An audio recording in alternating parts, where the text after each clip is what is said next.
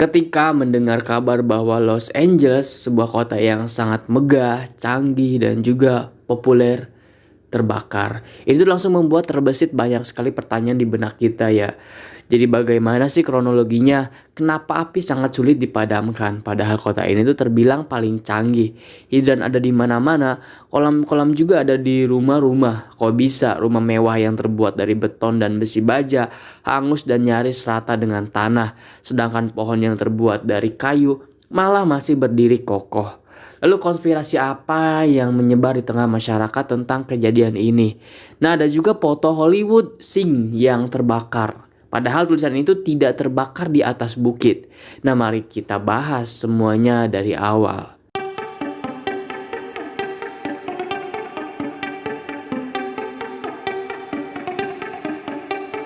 Nah, kita amati dulu sejarah kota ini. Jadi pada 4 September 1781, empat pemukim Spanyol mendirikan kota ini dengan nama kota seperti itulah. Kalian baca aja sendiri teman-teman.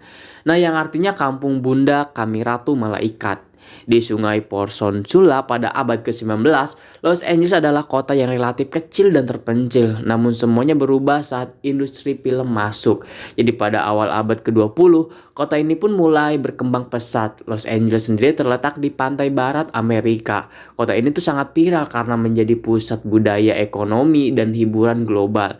Dan gue yakin kalian juga pasti nggak asing dengan kota yang satu ini, karena sering lihat di film dan juga di game GTA. Walau begitu, tidak sedikit orang yang menganggapnya sebagai simbol kesombongan Amerika Serikat. Ya, karena kota ini tuh dipenuhi dengan kemewahan, konsumerisme, dan budaya selebritas yang kental. Nah, Hollywood juga yang terkenal di Los Angeles menjadi pusat produksi film terbesar di dunia. Dan ini tuh mengubah wajah kota menjadi pusat hiburan global. Dilansir dari sindonews.com, ternyata di balik semua itu kota ini tuh memiliki ketimpangan sosial yang sangat besar. Di satu sisi ada kekayaan yang luar biasa, tapi di sisi lain Los Angeles memiliki salah satu tingkat kemiskinan tertinggi di Amerika Serikat dengan banyaknya orang yang hidup di jalanan. Nah, kondisi itu semakin memperkuat gambaran Los Angeles sebagai simbol ketidaksetaraan dan kesombongan dengan berbagai macam kemewahan di dalamnya. Nah, gue yakin para arsitek juga udah memikirkan dengan sangat matang tentang cara penanggulangan bencana seperti kebakaran ini. Dan sistem pemompaan hidran di bawah tanah tentu sudah dibuat secanggih mungkin. Lantas mengapa api ini bisa membesar dan menyebar secepat itu? Mari kita masuk ke kronologinya. 2 Januari 2025, 5 hari sebelum kebakaran pertama terjadi, BMKG-nya Amerika Serikat atau Badan Cuaca Nasionalnya Amerika Serikat memperingatkan bahwa akan ada potensi angin Santana yang sangat kencang dan bisa memicu kebakaran yang ekstrim.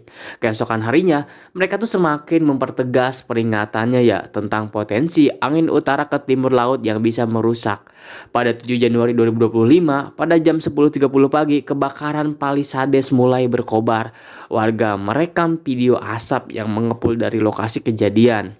Pada jam 11.12 siang, peringatan darurat dikirimkan kepada warga Los Angeles. Orang-orang yang berada di dekat area kebakaran diperingatkan untuk bersiap-siap menghadapi kemungkinan evakuasi, dan perintah evakuasi pun dikeluarkan. Gak lama setelah itu pada jam 1 siang, warganet pun mengunggah sebuah video yang menunjukkan api sudah melahap perbukitan di Pacific Palisades. Kemudian di jam 2 siang, Departemen Pemadam Kebakaran LA mengatakan bahwa kebakaran di Palisades telah meluas hingga sekitar 770 hektar dan api merambat dengan sangat cepat karena ditiup oleh angin yang luar biasa kencangnya.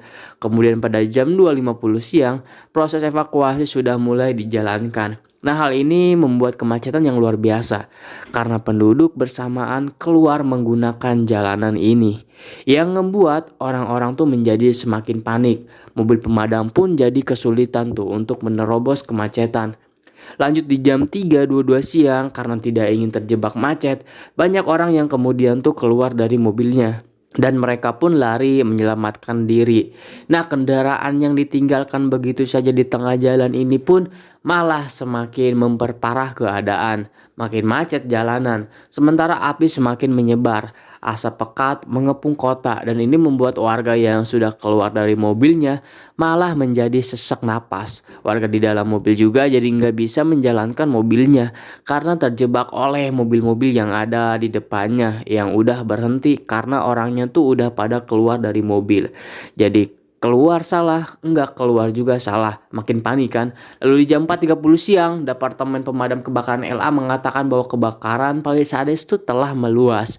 Nah, di jam 5.45 siang, Gubernur California yaitu Gavin Newsom bertemu dengan petugas pemadam kebakaran dan mengumumkan keadaan darurat kebakaran yang terjadi yang secara bersamaan ini tuh membuat tim pemadam menjadi kewalahan. Lalu di jam 10.30 malam, Layanan Cuaca Nasional melaporkan ada hembusan angin berkecepatan 99 mili per jam di dekat Altadena. Lantas mengapa sistem pemadam kota gagal memadamkan api saat kejadian? Kantor pemadam mendapatkan banyak banget telepon darurat dari warga nih. Kebakaran menyebar ke segala arah dan hal ini tuh ngebuat pemadam menjadi bingung. Mana dulu nih yang harus kita padamkan. Dan pada saat mereka menuju ke lokasi pun mereka tuh harus menggeser banyak mobil sehingga durasi perjalanan tuh menjadi semakin lama. Dan mirisnya setelah mereka sampai di lokasi kebakaran hidrannya malah kering. Kenapa hal ini bisa terjadi? Ini terjadi akibat air bersamaan dipakai di banyak titik. Dan mirisnya lagi, waduk Santai Ines yang biasanya digunakan untuk memasuk air ke kota telah ditutup sejak Februari 2024.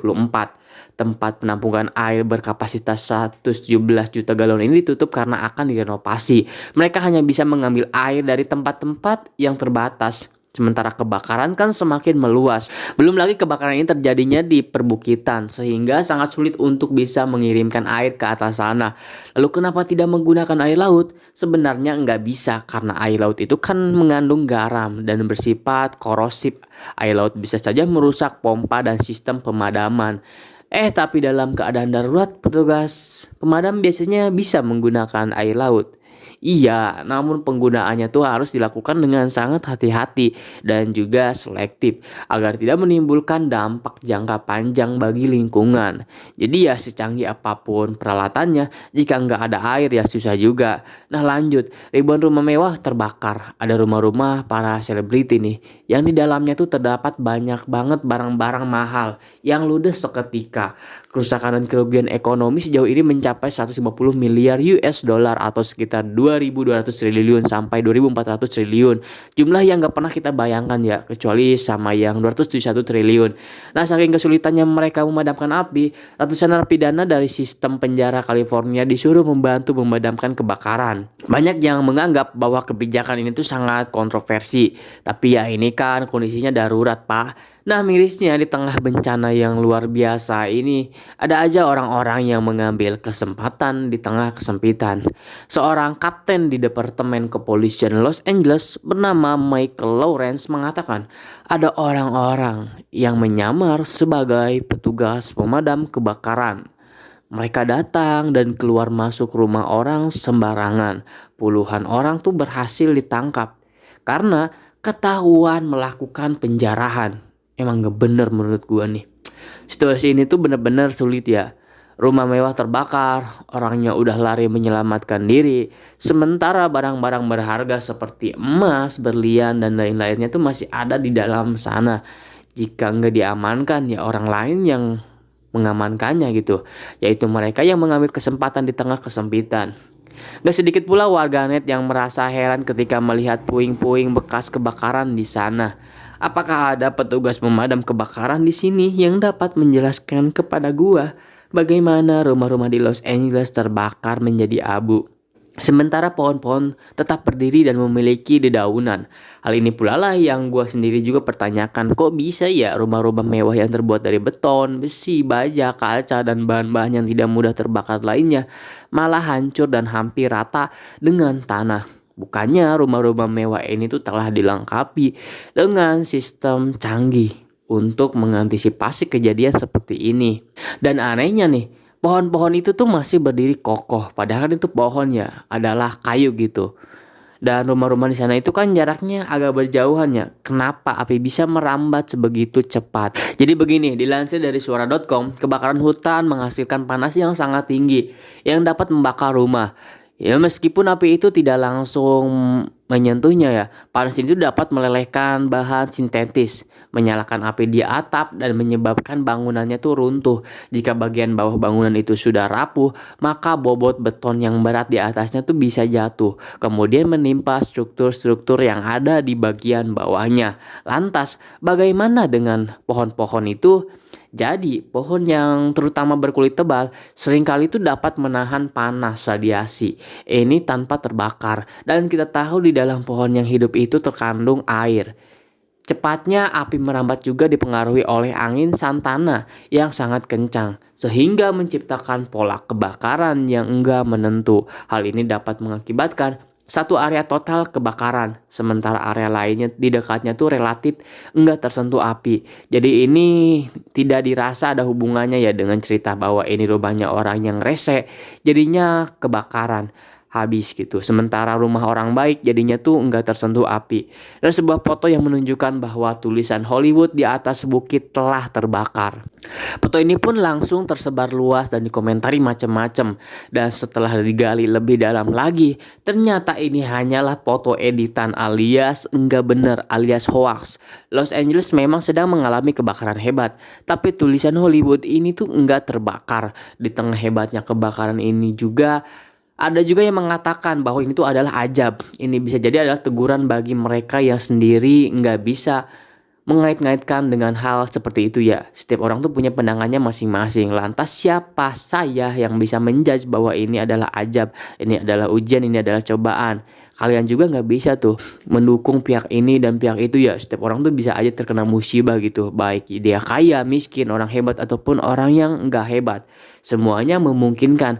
Maka dari itu ya kita nggak bisa sombong karena semua itu bisa terjadi pada kita. Kita minta perlindungan kepada Yang Maha Kuasa, berdoa dan tetap berusaha dan membuat sistem keamanan itu bagian dari usaha ya. Walaupun ya jika Yang Berkuasa berkehendak, semua bisa terjadi dimanapun tempatnya.